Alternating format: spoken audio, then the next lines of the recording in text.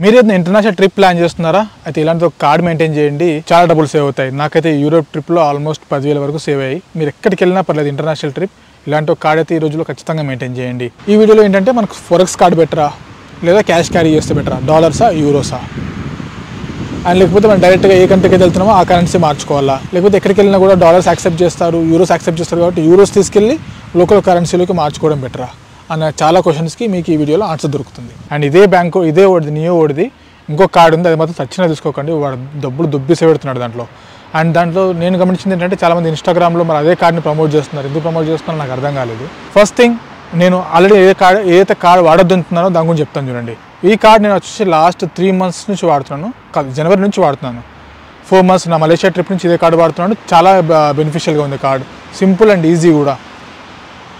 And ఏదైతే card వద్దనుకుంటున్నానో అది SBM వాడిది, నియో DCB. నేను వద్దంటుంది వచ్చేసి నియో SBM వాడిది క్రెడిట్ కార్డ్. అది క్రెడిట్ కార్డ్ మొత్తం అస్సలు తీసుకోవద్దు. ఎందుకు వద్దంటున్నానంటే చెప్తాను చూడండి. ఎగ్జాంపుల్, నేను జపాన్ ట్రిప్ వెళ్ళినప్పుడు అదే కార్డు వాడేసి డ్రోన్ కొన్నాను, గుర్తుందా మీకు? అరౌండ్ 75,000 రూపీస్ ఏమో పడింది.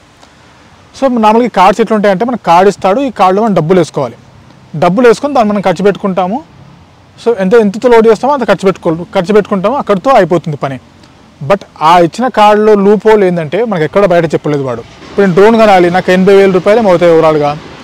ఆ 80,000 రూపాయలు నేను నా ఇంటర్నెట్ బ్యాంకింగ్ నుంచి దాంట్లో వేసుకున్నాను, డ్రోన్ కొన్నాను, ఇంటికి వచ్చేసాను.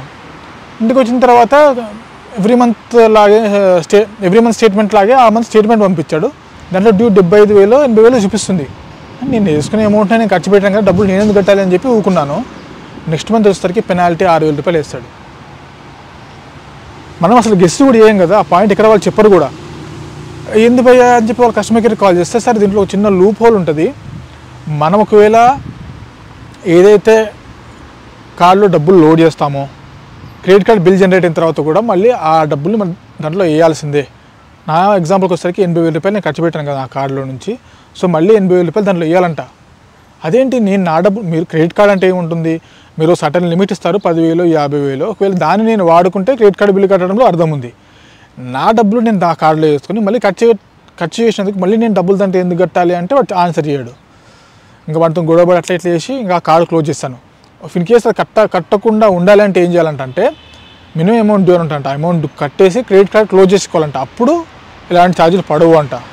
ఓడి అమ్మ దన్నమరా బాబు అని చెప్పి ఇమీడియట్గా క్లోజ్ చేసేసి నెక్స్ట్ ఈ కార్డు తీసుకున్నాను, నియో ఓడిది DCB. ఇలాంటి చాలా కార్డ్స్ ఉండొచ్చు, బట్ నేను ఈ కార్డు వాడుతున్నాను కాబట్టి సజెస్ట్ చేస్తున్నాను.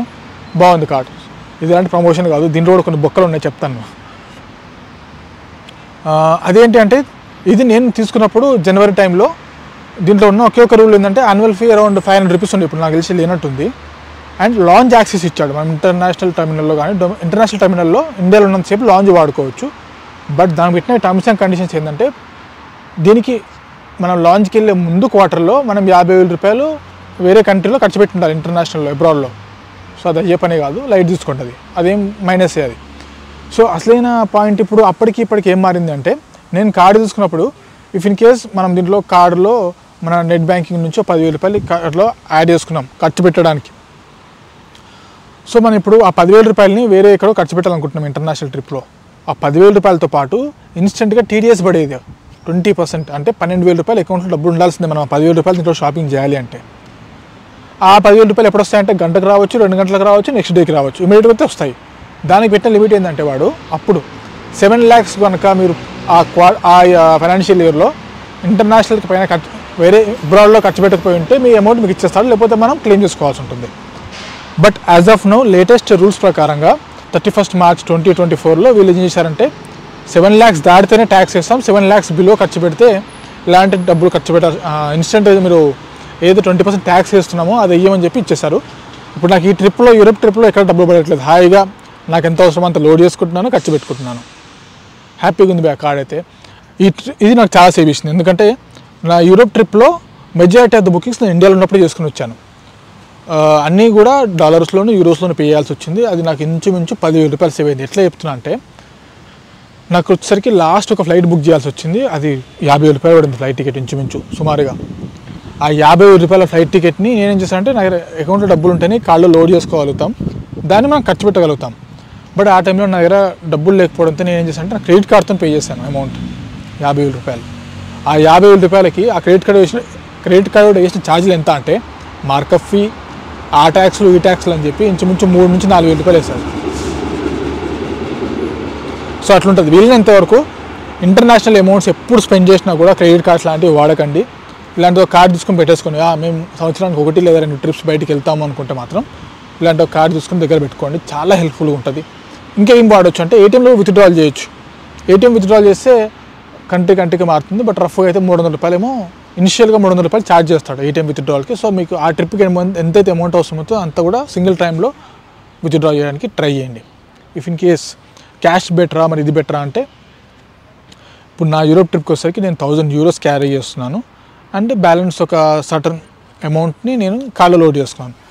ఎక్కడ నాకు అవసరం అనిపిస్తుందో అక్కడ కార్డ్తో స్పెండ్ చేస్తాను, మిగతా అంతా కూడా నేను క్యాష్ స్పెండ్ చేస్తాను. ఎందుకంటే ప్రతి చోట నేను ఇప్పుడు ఈ ట్రిప్లో నేను చాలా కంట్రీస్లో వెళ్ళబోతున్నాను, ప్రతి చోట ఏటీఎంకి వెళ్ళి డ్రా చేశాను అనుకోండి, 1,000 రూపాయలు డ్రా చేసినా కూడా 300 రూపాయలు ఛార్జీలు పడతాయి. అది వేస్ట్ కదా. అదే మన దగ్గర క్యాష్ ఉందనుకోండి, ఎప్పుడైనా ప్రతి ట్రిప్కి కొంచెం క్యాష్ కూడా ఒకవేళ పెద్ద ట్రిప్ అయితే క్యాష్ పెట్టుకోండి, లేదనుకోండి వెళ్తారు ఒకేసారి సింగిల్ టైంలో ఏటీఎం నుంచి అమౌంట్ డ్రా చేస్తారు, అయిపోతుంది. ఇప్పుడు 4-5 కంట్రీలకు వెళ్ళేసరికి నేను 4-5 ఏటీఎం నుంచి అమౌంట్ డ్రా చేస్తాను అనుకోండి, ఆ ఛార్జీలు ఎక్కువ పడతాయి. అదే యూరో ఉందనుకోండి నా దగ్గర, యూరో అయితే యూరో, డాలర్ అయితే డాలర్, దాన్ని నేను లోకల్ కరెన్సీలోకి మార్చుకుంటాను. మంచి ఎక్స్చేంజ్ రేట్ దొరుకుతుంది అండ్ ఎలాంటి ఛార్జీలు కూడా పడవు, ఎంత అవసరం అంతే మార్చుకుంటాను. సో అది better deal. So forex card వాడతారా, కరెన్సీ వాడతారా అంటే షార్ట్ ట్రిప్ ఉంది నాకు ఎప్పుడో ఒకసారి వెళ్తాను అనుకుంటే కరెన్సీ తీసుకోండి, డాలర్. ఒకవేళ ఏషియన్ కంట్రీస్లో అయితే డాలర్కి ఎక్కువ డిమాండ్ ఉంటుంది, డాలర్స్ పట్టుకెళ్ళి లోకల్ కరెన్సీలోకి మార్చుకోండి, బెటర్గా ఉంటుంది. లేదు యూరోపియన్ కంట్రీస్ సైడ్ వస్తున్నామంటే యూరోస్ దగ్గర పెట్టుకోండి, దాన్ని లోకల్ కరెన్సీలోకి మార్చుకోండి. ఫర్ ఎగ్జాంపుల్ యూరోప్లోనే చాలా కంట్రీస్ యూరో యాక్సెప్ట్ చేస్తారు, కొన్ని కంట్రీస్కి వాళ్ళ కరెన్సీస్ ఉన్నాయి, లోకల్ కరెన్సీస్. సో యూరో ఇస్తే మంచి ఎక్స్చేంజ్ రేట్ కూడా దొరుకుతుంది మనకి. అండ్ కార్డ్ ఎలాగో ఉంటుంది కాబట్టి బ్యాకప్కి మనకు చాలా హెల్ప్ ఉంటుంది. సో ఒకసారి అట్లా ఇంపార్టెంట్ పాయింట్స్ రివైండ్ చేస్తాను చూడండి. చాలా కార్డ్స్ ఉన్నాయి, ఒకసారి కంపేర్ చేయండి. ఇదే అంటే ఇదే కాదు, ఏది తీసుకున్నా పర్లేదు, బట్ కంపేర్ చేసి తీసుకోండి, మంచి రేట్ ఉంది తీసుకోండి. దీనికి ఇచ్చే బెనిఫిట్స్ ఏంటంటే లాంజ్ యాక్సెస్ ఇస్తున్నాడు, క్వార్టర్కి 1 ఏమో, బట్ దానికి ముందు క్వార్టర్లో మనం 50,000 రూపాయలు ఇంటర్నేషనల్ ఖర్చు పెట్టాల్సి ఉంటుంది, అది ఆల్మోస్ట్ లేనట్టే. ఏటీఎం విత్డ్రాల్ ఛార్జెస్ 200-300 రూపాయలు ఉంటాయి సింగిల్ టైంకి. సో అవసరం అనుకుంటేనే ఒకేసారి బల్క్లో అమౌంట్ డ్రా చేయండి, లేకపోతే అవాయిడ్ చేసేయండి. ఏటీఎం విత్డ్రాల్ వద్దు, కార్డ్తోని వాడుకుంటూ ఉంటారు.